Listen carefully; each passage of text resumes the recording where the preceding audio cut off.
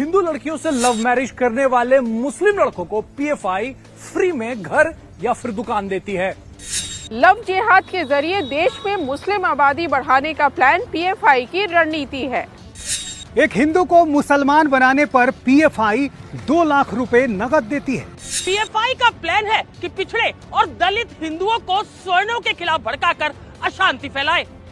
PFI ने देश में और देश के बाहर से 120 करोड़ रुपए से ज्यादा चंदे के रूप में इकट्ठा किया है।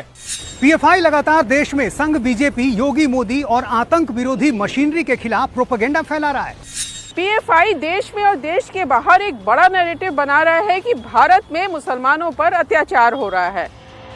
आपकी टीवी स्क्रीन पर एक पुलिस एफआईआर है। 23 सितंबर 2022 को मेरठ में दर्ज की गई है। 7 धाराओं के अधीन 4 आरोपियों पर नामजद है।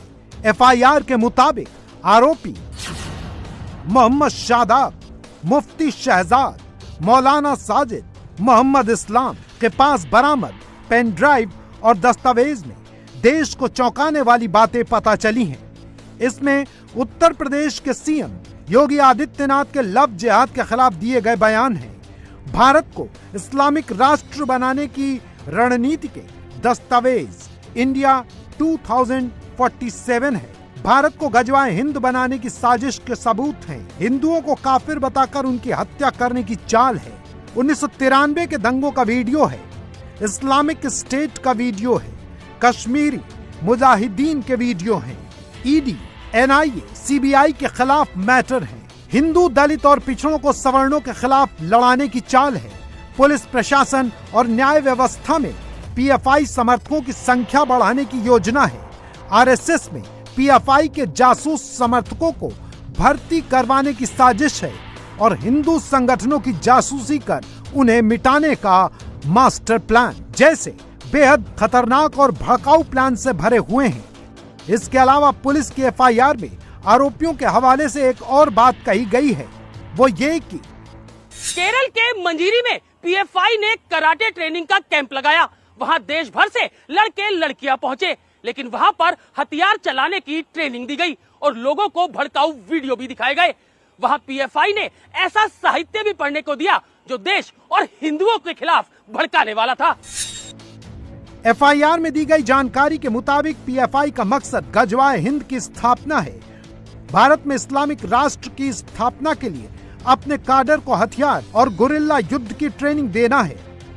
भारत सरकार के खिलाफ छद्म युद्ध छेड़ना है। सरकार में पीएफआई के मुखबिरों का एक सिस्टम बनाना है। पीएफआई के सक्रिय सदस्यों के पास से जो डॉक्यूमेंट्स और जो साक्ष्य एजेंसीज के पास पहुंचे हैं वो अपने आप में कितने खतरनाक हैं, इसका अंदाजा इसी बात से लगाया जा सकता है कि पॉपुलर फ्रंट ऑफ इंडिया देश में 2047 तक गजवाए हिंद की स्थापना करने के लिए तरह तरह के हथकंडे अपना रहा था। गजवाए हिंद के साथ साथ पीएफआई अपने सदस्यों को इस बात की भी ट्रेनिंग देने की तैयारी कर रहा था कि कैसे बॉम्ब और आईडीज को बनाया जाता है, कैसे मार्केट में बॉम्ब को दगाया जाता है, कैसे एक जहां पर लोगों को इकट्ठा करने के बाद मास डिस्ट्रक्शन किया जाता है। इसके अलावा मुस्लिम नौजवानों के मन में खून भरने के लिए गजवाए हिंद के साथ साथ अयोध्या कांड का भी जिक्र किया जा रहा था ताकि उनको आसानी से बरगलाया जा सके। लेकिन ये डॉक्यूमेंट्स एजेंसीज के पास पहुंचने के बाद निश्चित तौर पर पीएफआई के उन सभी मंसूबों पर पानी फिर चुका है जिसके जरिए वो देश में गृह युद्ध छेड़ने जैसी मुहिम को आगे बढ़ा रहे थे। एजेंसीज का मानना है कि जैसे जैसे इस मामले का इन्वेस्टिगेशन आगे बढ़ेगा, नए और ऐसे चौंकाने वाले खुलासे सामने आ सकते हैं जो पीएफआई को सीधे तौर पर बैन करने में कारगर साबित होंगे।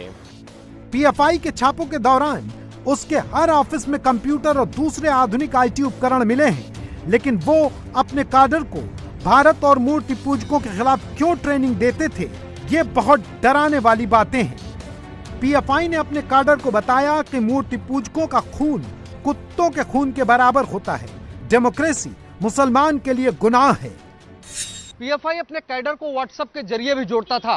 उन्होंने दर्जनों व्हाट्सएप ग्रुप बना रखे थे। अपने कैडर को वो ये बताते थे कि कॉल करने के लिए वीपीएन नेटवर्क का इस्तेमाल करें ताकि ना तो कोई उनके कॉल को सुन सके और ना ही रिकॉर्ड कर सके।